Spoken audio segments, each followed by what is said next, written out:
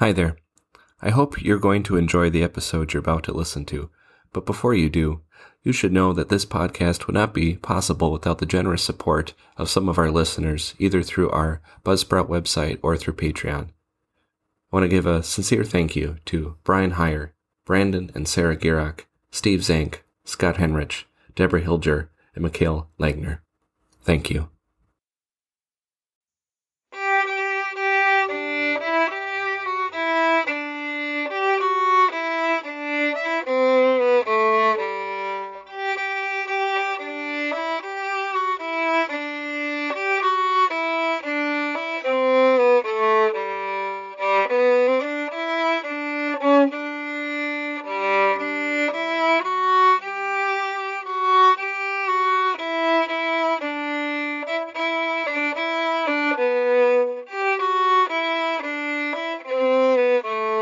Welcome to the Lutheran History Podcast, where we cover over 500 years of Lutheran history.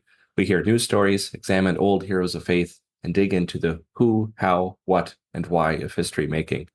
Whether you're a Lutheran seeking to understand your faith's rich roots, a history lover, or a person looking for stories of trials, tragedies, and triumphs, you'll find what you're looking for right here. Today, we welcome a new guest, Dr. John A. Maxfield, who is a professor of history and religious studies at Concordia University of Edmonton in Alberta, Canada. He has also been an ordained Lutheran pastor for 34 years. He was just ordained exactly 34 years ago in Pennsylvania this past weekend. In addition to numerous articles and book chapters, he edited Defending Luther's Reformation from CPH and wrote Luther's Lectures on Genesis and the Formation of Evangelical Identity. He and his wife, Jennifer, have 4 adult children. So, Dr. Maxfield, thank you so much for joining us today. Thank you for having me. It's a pleasure. So today we get to talk about your new book, which is just about to be released also through CPH, Becoming Lutheran, the Community of Brunswick from Evangelical Reform to Lutheran Culture. Dr. Maxfield, can we begin by talking about how you got started on this topic and this project? Yeah, well, always with these things, there can be a short answer and a longer answer to questions like that. But I guess I'll start with the shorter answer, saying that I had been teaching, called to teach church history and especially the Reformation here at Concordia in 2009.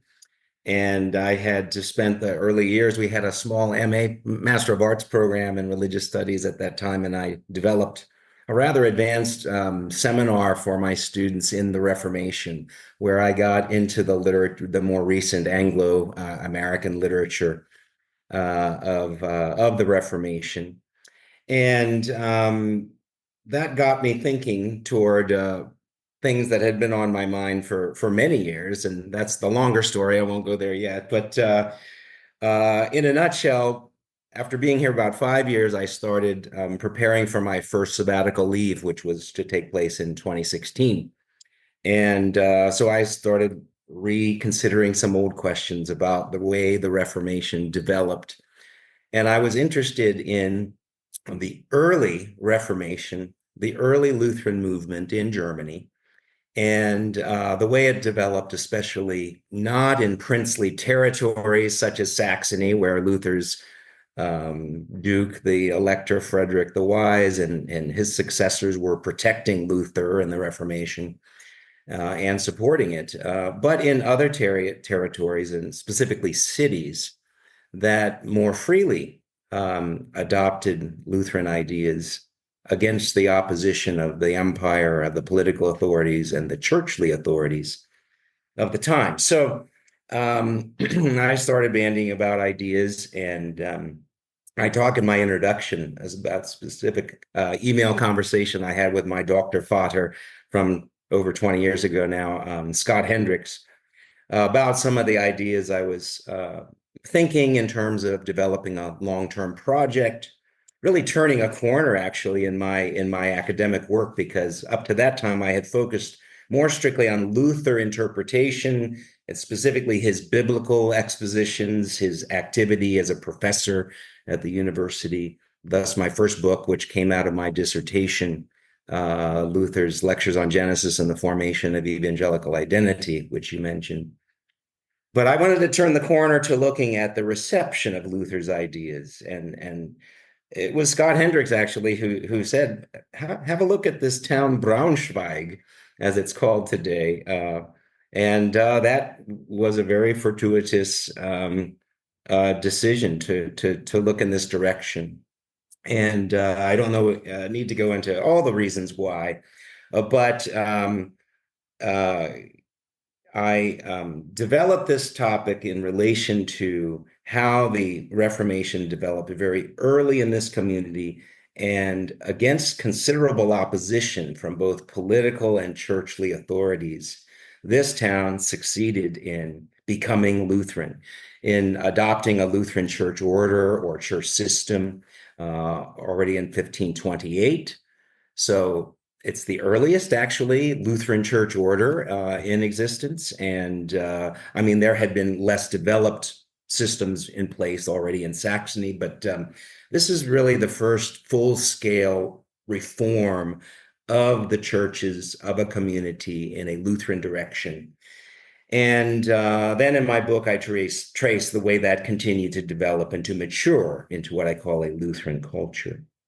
So, uh, yeah, and I think I can skip the longer answer to that question, except for noting that I was returning to ideas I had um, in terms of the nature of the Lutheran Reformation already as a doctoral student and the way recent scholarship has emphasized pamphlet literature, or we might say more popular literature, and what some historians call middle level reformers, not the big names like Luther and Melanchthon or even Bugenhagen, but the many people on the ground in local communities that became attracted to Luther's ideas and against opposition, sometimes at the threat of arrest or expulsion from their community, they continued to preach the gospel according to Luther's doctrine, or as they often said at that time, God's word and Luther's doctrine is what they insisted be proclaimed in their town. And so in this particular community, I was able to discover a great deal of pamphlet literature associated with some unknown, mostly unknown figures, as well as the literally the minutes of the town council and the committee they developed to begin changing their mind about the Lutheran reform and from opposition to endorsement. And yeah, that's the story I tell in the book. And so ideas that have been floating around in my head for 30 years and coming together in the last 10, really. All right. Thanks for sharing that. Now, I think something that's, intrigued me personally with this was, so often there's the narrative of the Reformation. Well, you always have to mention Martin Luther. You can't tell the story without him. Okay, where is he? In Wittenberg, of course, he goes to Worms and all that too. But, Right. there's a few places and a few people.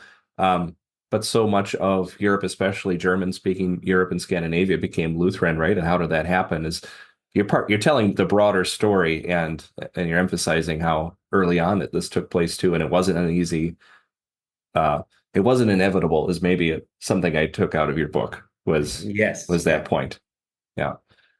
History has that funny thing, right? We stand on the other side and we see how what resulted seems to be inevitable so often, and that's not the case as we dig into the facts, and that's what you did here. So my next question, you talk about in your title, it says Becoming Lutheran. You're talking about Lutheran culture. I found that a little interesting. Some might talk about having a Lutheran confession or Lutheran faith or even just Lutheran religion. But you have that word Lutheran culture. How do you define that? Yeah, well, what I'm doing in the book is tracing the development of the reform from a very disorganized and opposed reform movement centered around Martin Luther already before he published his 95 Theses in 1517. So as early as you can get in terms of the Lutheran Reformation becoming a movement. So I call that the community of Brunswick from evangelical reform to Lutheran culture. To Lutheran culture is looking at the maturing of that to the actual changes in the church system, which included the development of new schools, very important development in the Reformation, not only in Lutheran areas, but elsewhere, developing of systems for care of the poor of the community. All of these things were maturing and developing in the decades from late 15 teens to first of all, 1528, when the actual church constitution, we might call it, or church order, is approved within the town, authored by Johannes Bugenhagen after he had a long visit there in the community. And then as that continued to develop again through within the town, in the face of opposition from the territorial prince, who was a strong Catholic and opponent of the Reformation, and as it continued to develop, my book really traces it up to the time where Lutheranism is first officially tolerated in 1555 through the Peace of Augsburg. And then in an epilogue, I talk about what that meant for the future of this newly Lutheranized culture, we might say, of the community of Brunswick. Through the leadership of the very important Lutheran pastor, Martin Chemnitz, who became superintendent in the town. But that's kind of after my story. I might relate also to that idea of a Lutheran culture to a phenomenon in history as a discipline and as a profession. What some historians have called the new cultural history, developed really in the 1970s and 80s, out of the social and cultural history that dominated the field in the 1960s. And what historians mean by cultural history is to say that we can't just look at political developments, including wars and things like that. We can't just look at churchly developments in isolation, church history or ecclesiastical history. We need to look at these together with the broader cultural developments throughout history, but especially in times of significant cultural change, as the 16th century was due to the Reformation. And so I'm trying to draw a picture of the way this community changed. And that it changed at every level, not from, again, what historians sometimes call the imposition of an elite culture, whether that be political figures like a territorial prince or an ecclesiastical prince forcing changes, but rather a community making its own decisions. And we might say a bottom-up approach to the way cultural change occurred, again, largely due to Luther's ideas and the will of the people to become Lutheran at this time. Yeah, and some of that social history stuff, it kind of getting at what really happened. What was it really like to not exactly immerse yourself in that time, but you can really picture what it was like, multifaceted, I think, is kind of what I'm getting out of that, right? It's not just a history of documents or political decisions or the great men of history. It's kind of looking at it from every level. Is that kind of what we're getting at here? Yeah, absolutely. And so in my epilogue, I'm emphasizing, for example, the fact that in Brunswick and in similar communities, Lutheran pastors here for a time under the leadership of their very strong figures like Martin Chemnitz, really did continue to insist on the freedom of the church and the freedom of pastors to lead the churches without the dominating of the church by the political authorities, be they town authorities, as in Brunswick, or territorial authorities, as in the territory surrounding Brunswick, which itself became Lutheran after the death of the Catholic prince that had opposed Lutheranism for his whole lifetime, Duke Heinrich the Younger. He died in 1568. That was after Lutheranism became officially tolerated throughout the empire. Uh, um, but his son, Julius, converted to Lutheranism and instituted the Lutheran Reformation throughout the territory in 1569. And Brunswick, however, maintained its independence as a city, as a self-governing city. We often refer to them formally as free imperial cities. Brunswick was never a free imperial city, meaning it had no territorial lord, but it had developed a quasi status as a free city throughout the late Middle Ages. And so it was de facto free. And they continued to promote that freedom, including the freedom of church life and the freedom of the pastors organized as a ministerium, even after the territory became Lutheranized in the late 1560s. And so that too contributes to this idea of a Lutheran culture. Many historians will say and have said that the Lutheran Reformation, which began as kind of a radical movement for change in the church, and it became dominated by the princes, starting with Luther's own princes in Saxony, but other territories, and it became a prince's Reformation, one of the themes of of the of the literature already by the late 1520s. And many historians even asserted the idea that the Lutheran Reformation, or the Reformation generally in German-speaking areas, ceased to be a popular movement in the later 1520s, especially in the wake of the violence of the Peasants' War, the German Peasants' War of 1524 to 26. And it became, again, dominated by political authorities.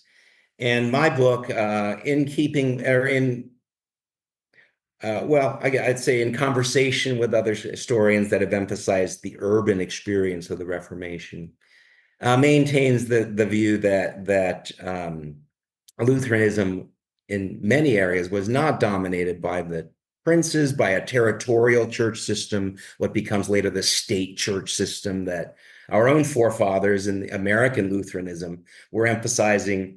Now that they are in America, a free country, they could truly be the kind of Lutherans that Luther envisioned for the first time, without the dominance of a politicized church system known as the state church in Scandinavia or the territorial churches in Germany. So, related to that, I think I might say that that my book, I think, has an appeal certainly to scholars in the latest scholarship of cultural history, as it's often called. Um, but I wrote it with the hope and the intent to be more broadly appealing to what I call the armchair historian and the Lutheran layperson and an ordinary pastor who isn't a professional historian or an academic figure, but still will benefit from a greatly detailed, I can say, a presentation of what it really meant that this community, this whole community, became Lutheran. What impact that had on their life as a community, and thus on their cultural life, affecting every aspect of culture. A very different concept of what I talk about in my epilogue, emphasizing the freedom of the church in the future for Brunswick, has been presented by a number of cultural historians. I'll mention a particular book authored by the British historian Bridget Heel called A Magnificent Faith. That's the super title. I don't remember the full title, but it was published in 2017, and it traces the magnificent faith, the magnificent buildings, church architecture, church art that was promoted in the Lutheran territorial church systems of Saxony and other places throughout the Reformation and beyond. And that gives a clear picture of this Lutheran culture dominated by the nobility And my book gives a very different picture.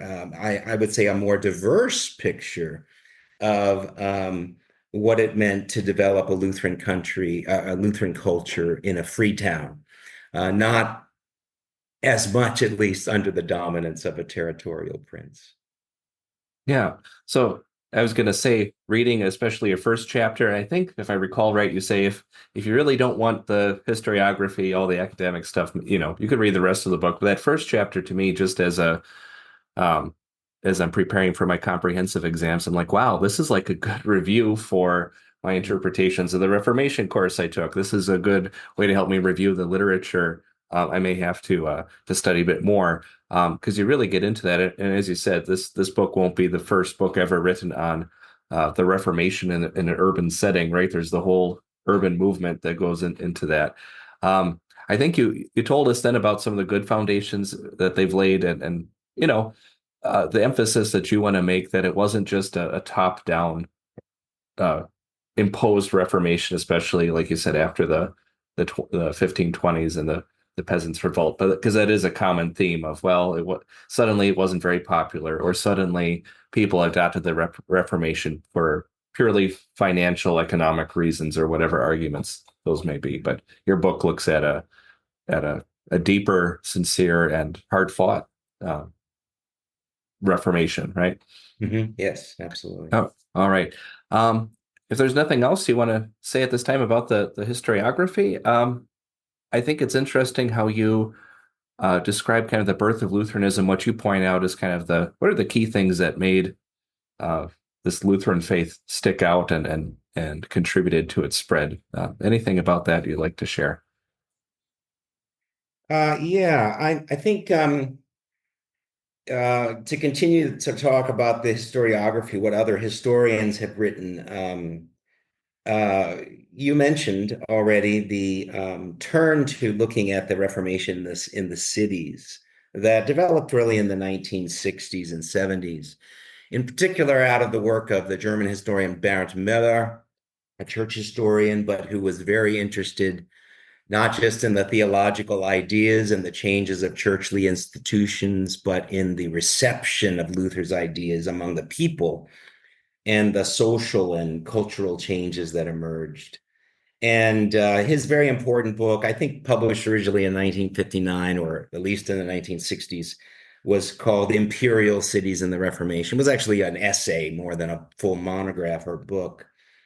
And it was published in translation, I think, in the 1970s, together with a couple other essays that Bernd Mahler wrote that were very influential in the field. Then in 1975, Stephen Osmond, Harvard University historian, responding largely to Bernd Mahler's work, both critically but also very positively, was his book, The Reformation in the Cities, The Appeal of Protestantism in 16th Century Germany and Switzerland. And these works really laid out, again, a detailed picture of why Luther's ideas were appealing and why they met such a popular, that is, among the people, positive response. And it wasn't just a matter of how the church authorities would respond, which, as we all know, was one of rejection. There were extremely few bishops of the German-speaking churches that ever endorsed the Reformation, although there were a few. And that story of why areas became Lutheran was of great interest to social historians and cultural historians from that period. And you ask in some of the questions you sent me, what good foundations did these historians lay for understanding the period more fully?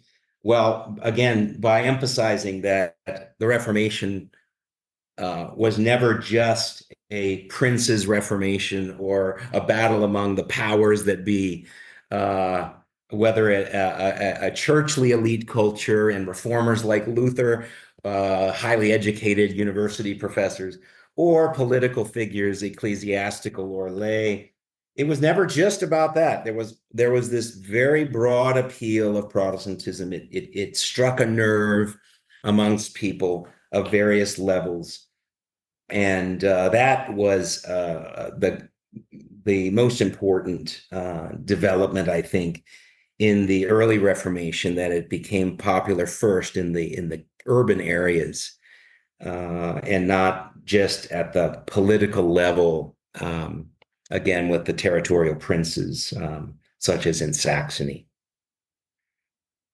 You also ask, are there any shortcomings, or what are some of the shortcomings of other historians' work? I don't think there's any shortcomings, but certainly one of the things that motivated me to address this topic um, was that people like Bernd Mahler and Osmond really didn't, well, I should say they downplayed the differences between the Lutheran Reformation and other Protestants, specifically the Swiss Reform, dominated originally by Zwingli and Oecolampadius and other Swiss reformers, but also very popular, especially in the southern towns of Germany, where the Reformation succeeded earliest.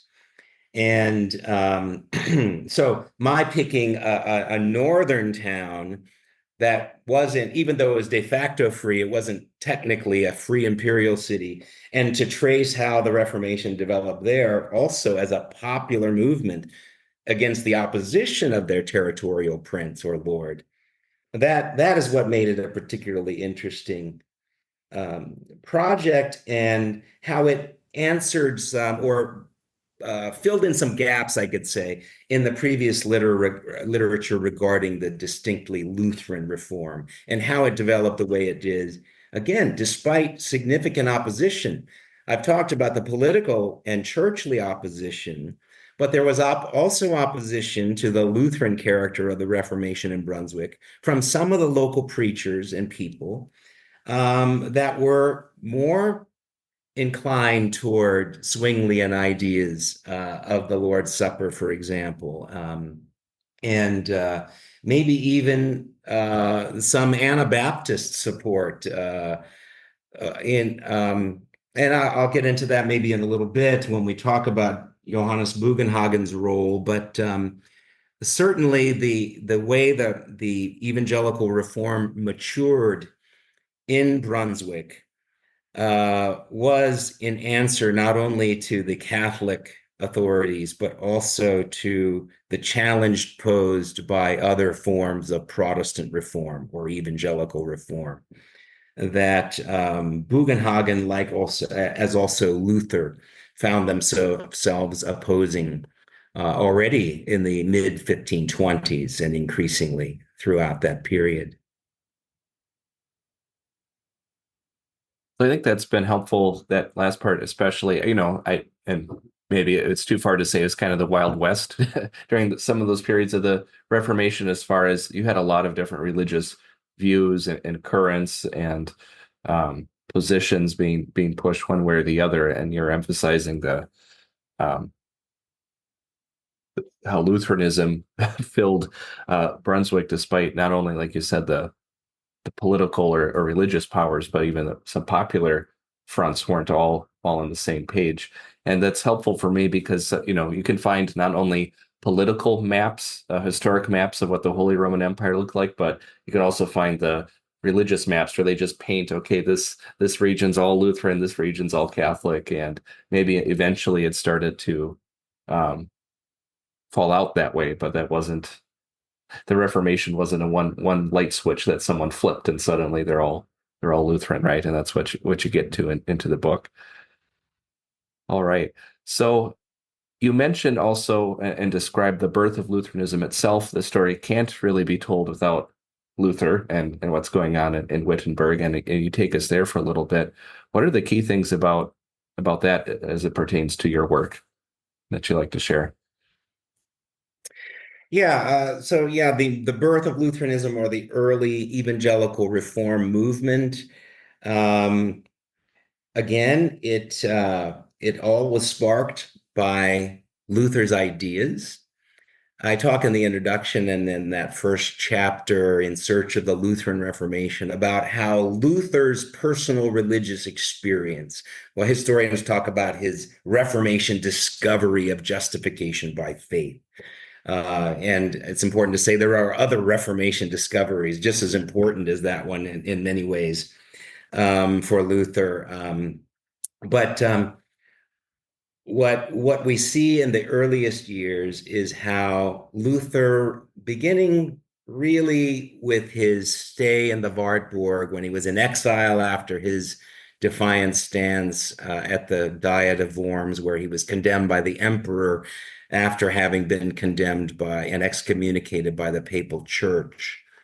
And he I think believed he was going to spend the rest of his life in exile from mid 1521 forward. But as we know, he spent about 10 months in exile at the Wartburg Castle. But he was busy as a reformer, active, writing, publishing now very popular things. Most of his major treatises, well, they were almost all written for a broader audience, written in German, but directed more to the authorities. His appeal to the Christian nobility of the German nation, for example, of August 1520, had laid out a very detailed appeal, really, to the authorities to bring about reform in the church because the bishops were refusing to reform the church. But when he was in exile, he continued what I would say would be a more important work for his popular appeal, and that is continued to publish short pamphlets. Many of them were printed sermons, some of which he had preached, but many of them were simply written as sermons to be published and shared as pamphlets. And he had a whole series of these on the sacramental life of the church, or the sacraments, that culminated in his very academic and thus written in Latin treatise on the Babylonian captivity of the church in 1520, which he, a radical change advocate of reform that really showed the radical character of Luther's ideas and the disruption that they posed to the church. At the time, he was still being investigated, although by October of 1520, when he published the Babylonian captivity of the church, Luther knew that he was going to be condemned, excommunicated by the church.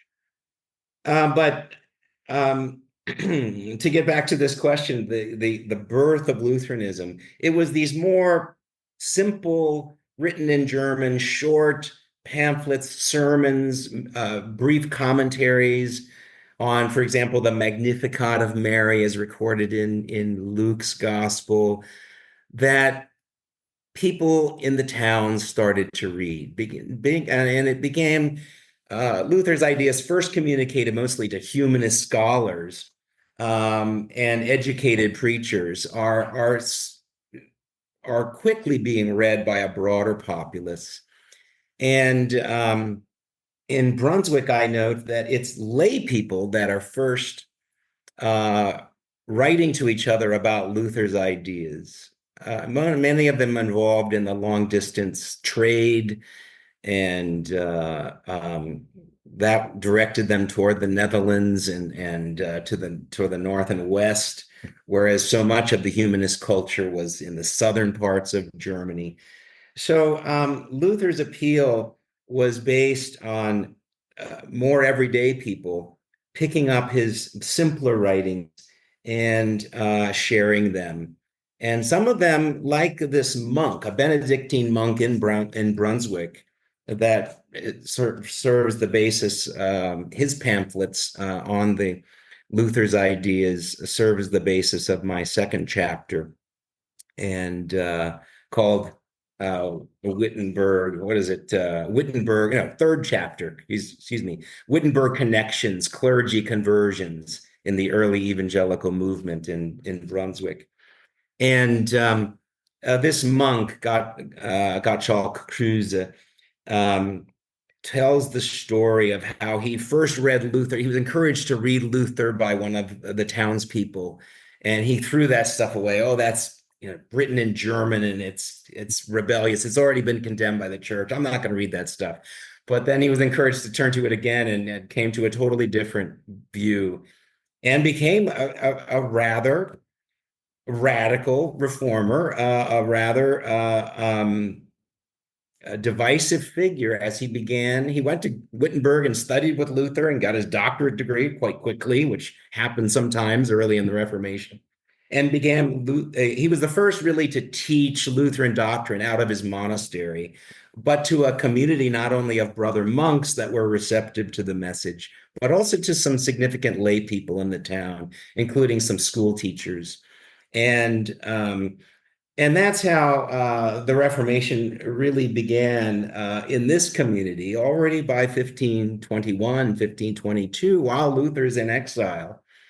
And in opposition, in the face of opposition already of the local communities, the town council and the territorial prince, which actually who tried to arrest this Benedictine monk and did succeed in arresting another layperson that was involved in the spread of Lutheran ideas by early 1523. And there was an exodus from the town of all of these early Martinists, they tended to call themselves, rather than Lutherans, followers of Martin. And yeah, it was a very disorganized growth of the early movement in Brunswick and in just about every other area of German-speaking Europe at the time. Yeah, that's funny to think about, right? What if things had gone slightly differently? This could be the Martinist history podcast rather than the Lutheran history podcast, right? If that name had caught on, if only, yeah, things would be different. So I guess like to summarize, make sure I'm understanding this, but basically you're describing the spread of the Reformation from Luther himself and from Wittenberg to Brunswick being primarily maybe two P's, pamphlets and then preaching. Well, and maybe just people, right? People sharing their ideas and kind of one-on-one talking about it. But not that Lutheranism is, in America at least, kind of shuns the idea of being a populist religion. Now I'm thinking more 1800 stuff, but back in this era, it certainly was just a popular thing, right? That people were spreading by word of mouth, by reading, sharing ideas. Again, kind of the opposite of just a top-down flip of a switch sort of thing. Right. Okay. Well, good. So there's one story that stuck with me, kind of the counter Reformation activities and from the council or regular authorities. I forgot the name, but a preacher came in to preach against Luther and his ideas, and he was kind of getting heckled from the crowd, wasn't he? And there was some bell ringing and stuff. Can you tell that story if you don't mind? I think that's a good little example of how this went down. Well, there's a couple different stories. Make sure I sort them out in my mind here. But there's I think the one you're probably talking about is when the Franciscan Church, which was one of the most important churches in Brunswick, but it wasn't one of the 5 parish churches originally. It was the local friary church for the Franciscans. And that originally coalesced to be the clerical opposition to these Martinists by the mid 1520s. And they tried to bring in an educated preacher by the name of Sprengel to preach good Catholic doctrine against these innovators, against these radicals that are preaching views that had been condemned by the church. And the most dramatic example of this heckling that you mentioned briefly is when this Sprengel got up one time in the pulpit and started preaching and quoting Aristotle and the philosophers, as was traditional for Catholic theologians at the time, especially more educated ones. And somebody from the crowd just yells out, "Monk, you lie." And there's this little engagement over his preaching, and it doesn't, the text doesn't say this, that you can be saved by your good works. And this guy Sprengel, who apparently got the nickname of Sprutze because he liked to sprinkle with holy water, again, Catholic culture encountering resistance among the people. And so that's one interesting story of the populism of the early Reformation. The German historian, church historian, Franz Lau coined the term in German Wildwuchs, which uh, really means spontaneous growth. And he emphasizes that in the birth of Lutheranism, but also even in the wake of the putting down of the Peasants' War in the later 1520s, that the Reformation's earliest spread was not by the political authorities, but it was spontaneous. It wasn't even managed from Wittenberg by Luther and his team, which are constantly being asked for their opinions, for their guidance on every question, on the way you confess your sins to your priest, penance, and the way Lutherans were reforming that whole idea of penance, beginning with the rejection of indulgences, which was part of the uh, sacrament of penance. Continuing to the way Mass was celebrated and the way Luther and other evangelicals changed the character of the church service and the Lord's Supper from what was the Latin Mass to what they called the Evangelical Lord's Supper, and changed the character of the church service from one of offering our sacrifice of good works unto God to be pleasing in his sight, and even offering those good works to others by way of payment for indulgence or payment for masses to be said, etc. This was the nuts and bolts of Catholic culture throughout the later Middle Ages, and Lutheranism simply broke all that apart. It was an upheaval in this whole culture at every level of society, and not just at the political level, again, beginning with the peasants' rebellion or war, and continuing with the wars that continued to develop in Germany, and eventually throughout most of Europe over the Reformation. We call it the Age of Religious Wars. And there's actually only a very few of them that are really religious in character. But the first religious war in European history was the attempt of the emperor to stamp out Lutheranism in the Schmalkald War, as it was called, in 1547. And so again, what you're pointing out in this birth of Lutheranism and the popular appeal, which could be very disruptive at the local level, was part and parcel of the Reformation as it developed in most places. And certainly we get a good picture of it in this community of Brunswick. Yeah, absolutely. Now, yeah, it's kind of comical to me to see the Lutherans in the crowd doing that heckling, but the shoes on the other foot. I don't know if I would appreciate that. Right? So, yeah, it's a little different there. I think for the sake of time, you did mention the kind of the coordination of the Reformation.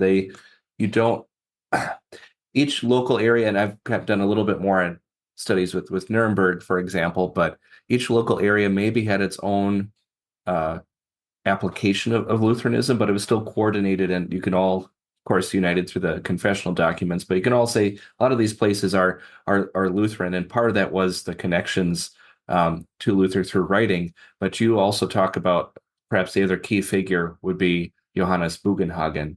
Could you talk about him just a little bit and his work as it pertains to the Reformation in Brunswick? Yeah, okay. So Johannes Bugenhagen was part of Luther's team in Wittenberg, one of those advisors to all, not only their local authorities, but to the Reformation wherever it developed.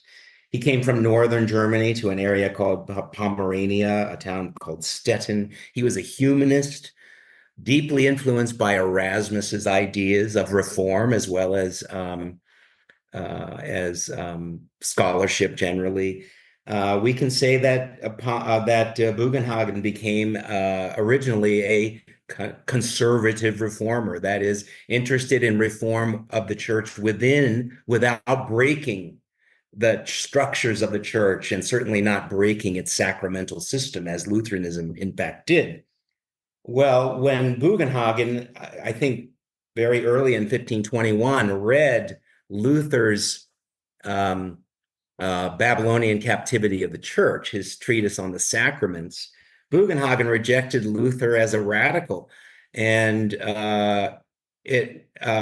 so kind of similar to that monk I mentioned earlier. His first response to Luther's more popular works, but like the monk Gottschalk Cruz, Bugenhagen had a quick change of mind concerning Luther, and began specifically to endorse Luther's radical sacramental reforms, and came to Wittenberg first to study, but was very quickly enlisted to teach, especially these students from northern Germany that spoke a different dialect, the dialect spoken also in Brunswick, by the way.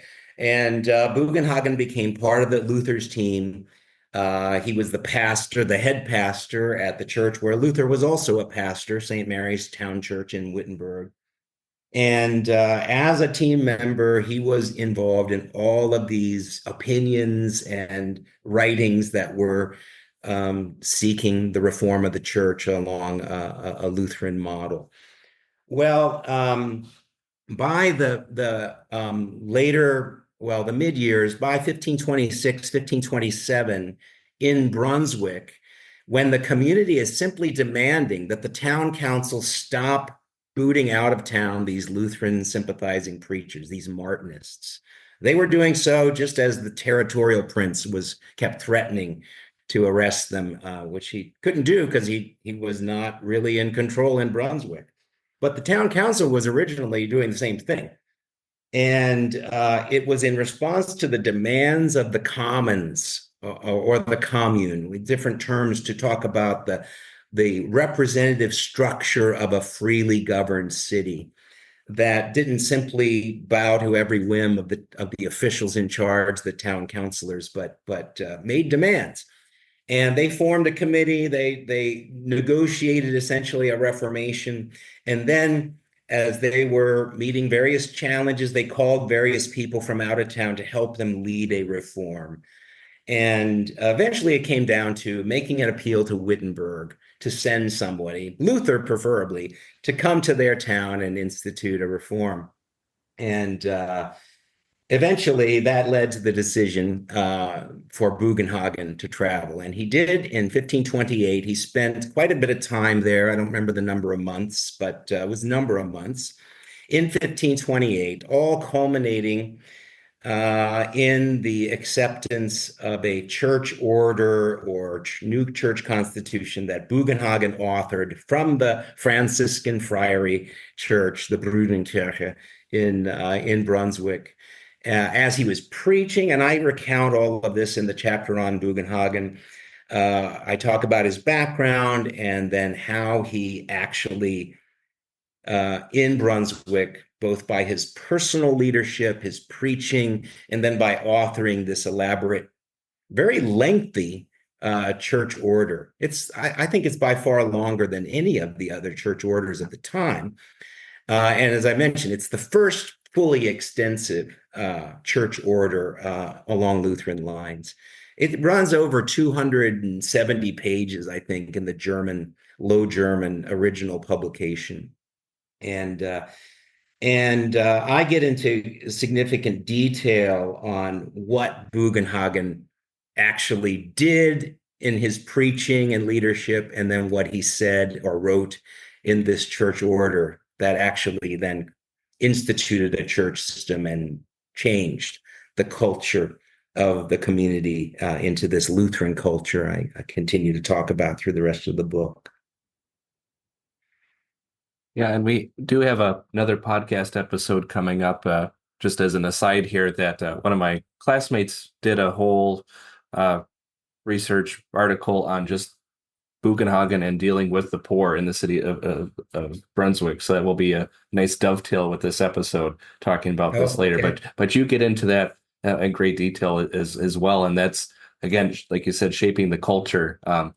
If the Reformation's kind of shaking the box, everything is being, okay, are we keeping this? Are we not keeping this? What are we going to do? Well, you have to kind of get order out of the chaos, and that's what a church order does, right? It makes things orderly, but it's also um, it is an official document too. The way I understand it is a church order is kind of like it's got like semi-confessional status for that city, right? These pastors are meant to follow what's been laid down and what's been agreed upon. Yeah, actually, the church order was not a semi-confessional. It was their town confession Okay. for a very long time. In fact, every community in Lutheranism developed what they call a corpus doctrinae, a body of doctrine which would guide their doctrinal and church life henceforth. And originally, the body of doctrine for Brunswick was specifically Bugenhagen's church order. And over time, things were added to that. But it actually is quite late that the Augsburg Confession is first mentioned as part of the church order, or part of the body of doctrine for Brunswick. And that's a very important thing that we don't have time to go into detail, but is a very important um, thread through the latter chapters of my book, to emphasize that Brunswick as a Lutheran community was an early expression of that developed naturally. It didn't develop by simply them deciding to accept the Augsburg Confession, or to accept, later the Book of Concord. None of those things played a role in the early developments. Actually, the endorsement of the Augsburg Confession, or the including it in the corpus doctrinae, or body of doctrine for the town, is a tempering and a regularizing in a, we might say, much more moderate direction of Lutheranism, essentially a political compromise, because it was the Augsburg Confession that was only, it was those who adhered to the Augsburg Confession that would be tolerated in the empire after the war and after the Peace of Augsburg of 1555. And in 1555, Brunswick wasn't even one of those adherents of the Augsburg Confession. They were, however, part of this Schmalkald League that eventually made the Augsburg Confession its normative standard for what it meant to be Lutheran, and not just Protestant in a broader sense, and not specifically not sacramentarian or Swiss in their understanding of that aspect of church life. But that's a particularly important, I think, contribution of my book, is to say that this development from an evangelical reform movement to a Lutheran culture was a natural development, and not one imposed upon the town, nor formalized through a subscription to a confessional document. It came out of their own reform, their unanimous, as they say, acceptance of Bugenhagen's church order. Again, very much longer than the Augsburg Confession by far. A kind of a treatise on the character of the Lutheran Church, which wasn't called the Lutheran Church, simply the character of true Christianity. And it was a natural development from shaping their church life through endorsement of this order after considerable negotiations between the people and their representatives in the commons and the town council, or common town council, as it was called. And then only later, the relationships between this town and the territory surrounding it, in opposition to their territorial prince, the Catholic Duke Heinrich the Younger. And then in my last full chapter, Town and Empire, the relationship between this town as one of the important urban members of the Schmalkald League, in the terrible events of the mid 1540s to 1550s that led eventually, after war and tremendous suffering, to the toleration of Lutheran areas in Germany and beyond. Well, good. We could talk about so much more of the content of your book, but of course, this is just a podcast. The whole idea is, if this is something that interests you, we would like people to go and get your book, which is, as we're speaking right now, I don't think it's officially released yet, has it? But it's within a few days or a week or so from CPH, it will be available. I think you can pre-order it right now if you are one of our first listeners to this. But otherwise, you can go to CPH and find Dr. Maxfield's book, Becoming Lutheran. I think I have time for maybe just one final question, unless there's anything else that you want to hit on before we close out. I'll look for your question. Okay, sounds good. Do you think there are any more areas of potential research on this topic or related topic? At the end of the day, you have to kind of close those open tabs, or wrap up type some loose ends, and just, okay, here's the book. But I'm sure there are some other areas that you might say are worthy of exploration. Yeah, sure.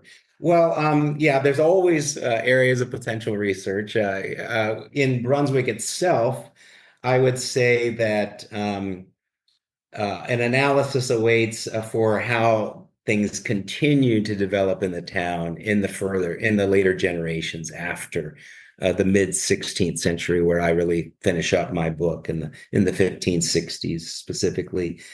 This was a place where Martin Chemnitz was called to be superintendent. He was originally coadjutor or co-superintendent or assistant, I guess we should say, to a very important Lutheran figure, Joachim Merlin, who was active during the time of great struggle for Lutheranism.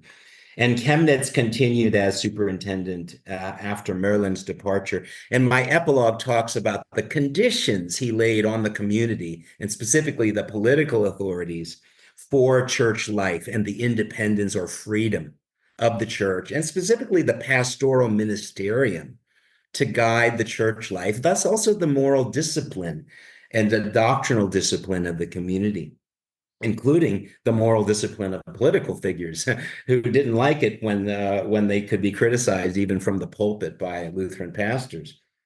I would say that further study awaits. In fact, I even considered continuing my book, but it very quickly, I quickly realized that if I continued with at all beyond a 10-page or whatever it is epilogue going into the future, my book will never end, or at least it would become volume 2.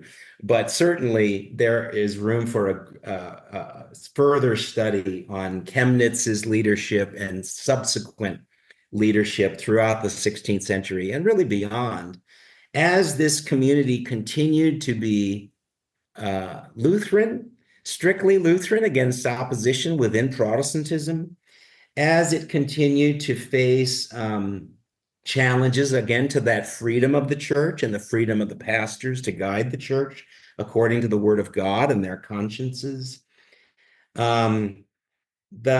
Even though the territorial prince Julius became Lutheran in 1569 and Lutheranized the territory, those princes could be very unfriendly to any claims of freedom of their towns as they considered them. And actually, the Duke, I don't remember the name of the Duke right now, but in 1559, right at the end of the century, the Duke attempted to attack Brunswick and to subsume it under his authority, including the authority of the territorial church. There are continued challenges thus throughout this time, and the freedom of the church was the major theme. And my book really, I think, emphasizes that this was really the theme of Luther's reform from the beginning. The idea of Christian freedom, justification by faith, frees consciences from the burdens of a church culture, of a church life that had been dominated by sacraments controlled by the clergy, administered by the clergy, but often were understood by Luther and others as not freeing consciences, but holding them in captivity or enslavement, as it were. Again, the programmatic title of Luther's 1520 treatise on the sacraments, the full title was The Babylonian Captivity of the Church, a Prelude by Dr. Martin Luther. He's just getting going, in other words, in what is clearly a radical challenge to the church theology, doctrine, sacramental life, etc. And again, communities like Brunswick that accepted the Lutheran Reformation in its stricter sense, developed a Lutheran culture, would continue to face challenges to their freedom to live in this kind of Christianity. In fact, the town was eventually conquered by the territorial duke, a Lutheran again, in the late 17th century. I don't remember exactly the year. I think 1681, though, rings a bell. But again, the attempts could be repetitive, and it wasn't. They maintained their freedom for quite a long time. But interestingly, when that Duke in 1599 attempted to attack and subsume Brunswick under his authority once again, the Lutheran pastor in one of the largest churches of Brunswick, St. Martin Church, was Johann Arndt. And he was already as pastor at the St. Martin Church in Brunswick, beginning to write what became one of the most popular works in Lutheran piety or Lutheran spirituality throughout the 17th and 18th century. Johann Arndt's book, 4 books on true Christianity, it's called. And he wrote book 1 while he was pastor at St. Martin, right in the context of the time that the Duke was threatening and, in fact, had raised armies to try to conquer the town.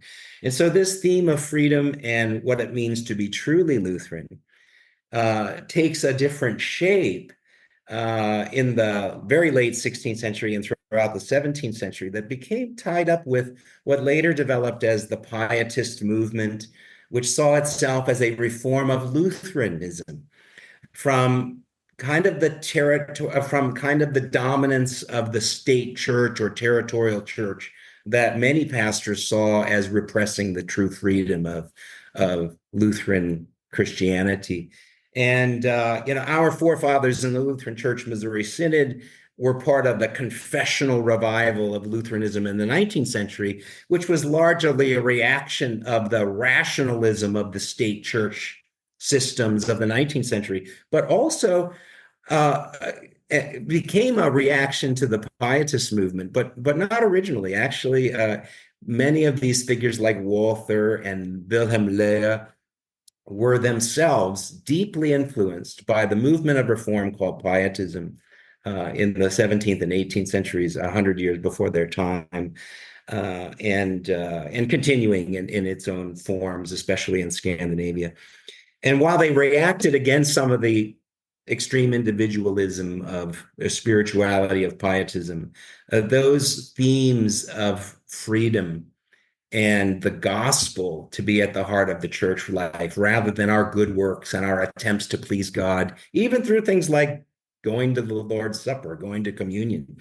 All of these things are to be understood as expressions of the freedom that Christ has won for us by his death and resurrection, his victory over sin and death and the devil, and are to be promoted in the church life through the preaching of the gospel and the administration of Christ's sacraments as he gave them as gifts to his people.